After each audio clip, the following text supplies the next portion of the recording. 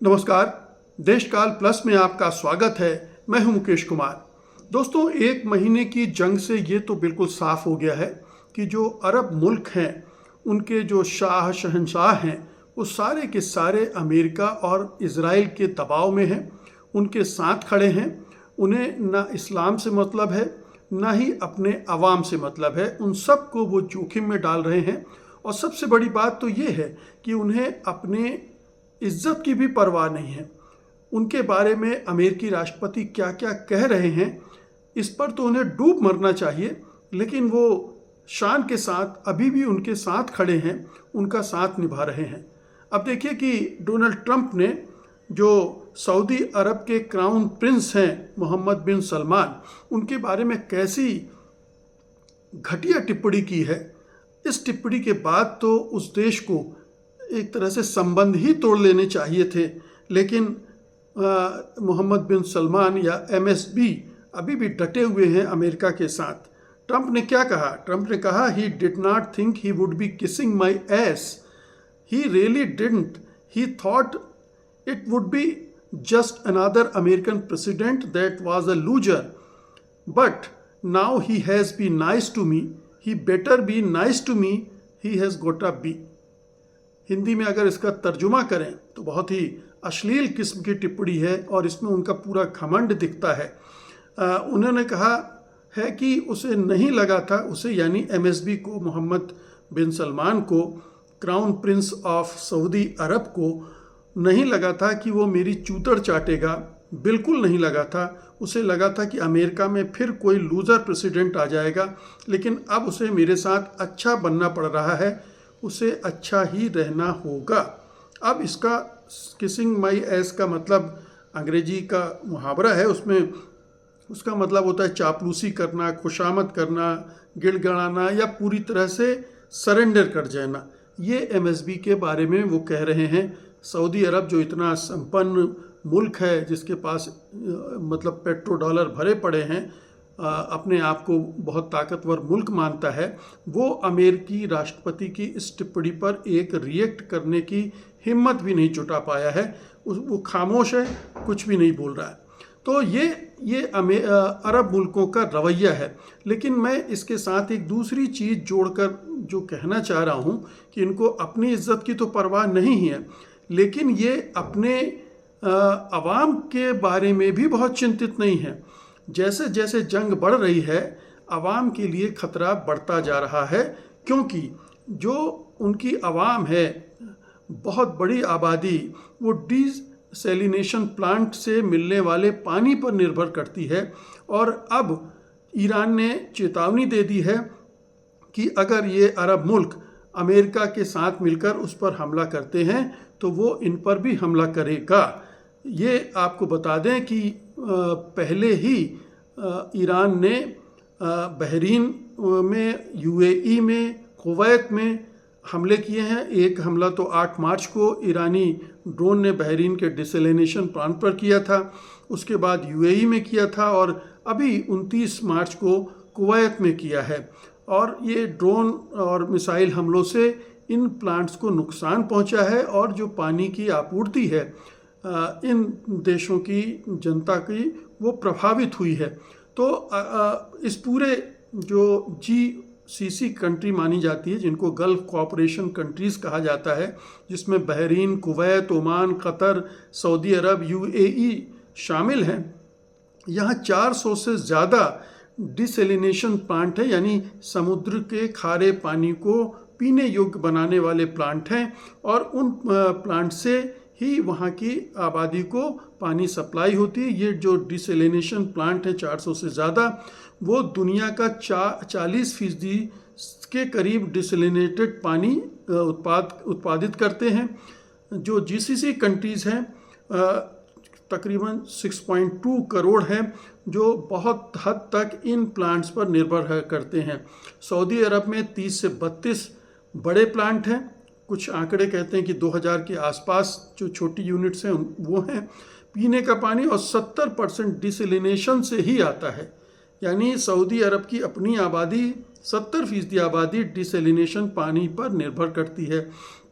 इसी तरह से UAE में 70 प्लांट्स हैं और पीने का पानी जो है 42% इन्हीं से आता है। कुवैत में 90% पानी इन्हीं डिसैलिनेशन प्लांट के ज़रिए आता है। कतर में 99% कतर की आबादी डिसैलिनेशन प्लांट पर निर्भर करती है। बहरीन की 90% आबादी निर्भर करती है और ओमान की 86% आबादी इस पानी पर निर्भर करती है।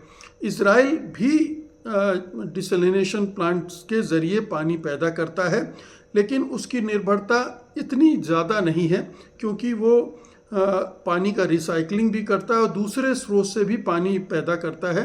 लेकिन वहाँ भी 5-6 प्रमुख प्लांट हैं डिसैलिनेशन प्लांट, जैसे सोरेक और अस्केलोन में हैं, और वहाँ की आबादी इन पर निर्भर करती है।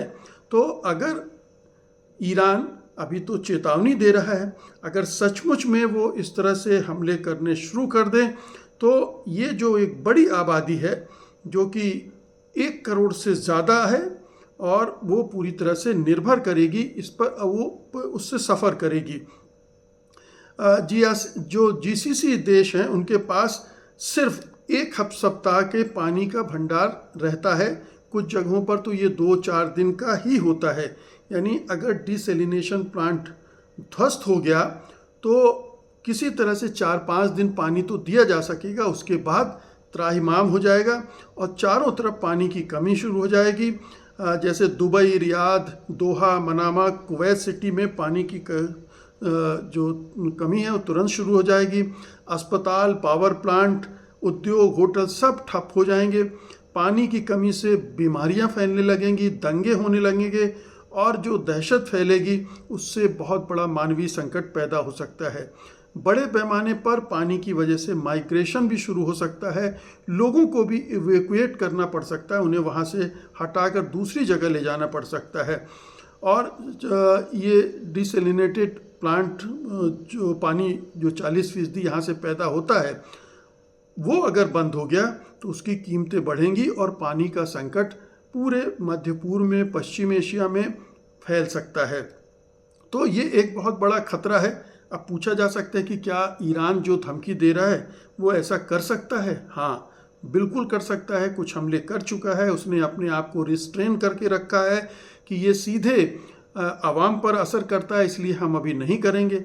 लेकिन जिस तरह के हमले इजराइल कर रहा है, जिस तरह के हमले अमेरिका कर रहा है और अब जिस तरह से बड़ी जंग की तैयारी की खबरें आ रही हैं, उसमें ये बहुत संभव है कि ईरान जैसे होर्मुज को बंद कर रहा है या रेड सी के जो जल डमरू मध्य है वहाँ उसको बंद करने की सोच रहा है, उसी तरह से अगर डिसैलिनेशन प्लांट पर हमला करके इन देशों में एक तरह की अस्थिरता पैदा कर दे, अराजकता पैदा कर दे, तो ये उसके लिए आसान रास्ता है। और उसके पास ड्रोन हैं, मिसाइलें हैं और ये जो जीसीसी कंट्रीज़ के जो प्लांट्स हैं वो बहुत नज़दीक हैं, उन पर आसानी से वो निशाना भी बना सकता है।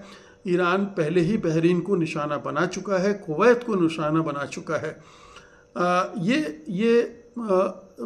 ईरान का कहना है कि अगर अमेरिका ने उसके पावर ग्रिड पर हमला किया तो वो जीसीसी के पानी और एनर्जी इंफ्रास्ट्रक्चर को इरिवर्सिबल डिस्ट्रक्शन पहुंचाएगा। यानी ईरान के सामने मरता क्या न करता वाली स्थिति है और वो छोड़ेगा नहीं। जब मरने पर आएगा तो इन तमाम जगहों पर हमले करेगा और इन देशों को एक तरह से गंभीर संकट में डाल देगा। उन्हें फिर सोचना पड़ेगा कि ईरान के खिलाफ किस तरह से, या ये यूँ समझ लीजिए कि अभी ही सोचना पड़ेगा कि ईरान से पंगा लेना, लड़ाई करना कितना घातक हो सकता है। और अगर वहाँ की पब्लिक आवाम ने विद्रोह कर दिया तो ये जो राजशाहियाँ हैं ये ताश के पत्तों की तरह ढहने लगेंगी। अमेरिका ज़रूर प्रोटेक्ट कर सकता है कुछ हद तक पैट्रियट और थार्ड मिसाइलों के ज़रिए, लेकिन उसके पास हथियारों की कमी होती जा रही है और ड्रोन सस्ते हैं, पैट्रियट और थार्ड बहुत महंगे हैं, तो ये उल्टा समीकरण भी बनता है। तो कुल मिलाकर ये कि एक और ब्रह्मास्त्र ईरान के पास है इन अरब मुल्कों को घुटने टेकवाने के लिए और उन्हें अमेरिका और इज़राइल से अलग करने के लिए। और अगर इज़राइल पर भी उसने इस तरह के अटैक किए तो इज़राइल के लिए भी वो मुश्किलात खड़ी कर सकता है। बहुत बहुत शुक्रिया आपका। धन्यवाद। नमस्कार।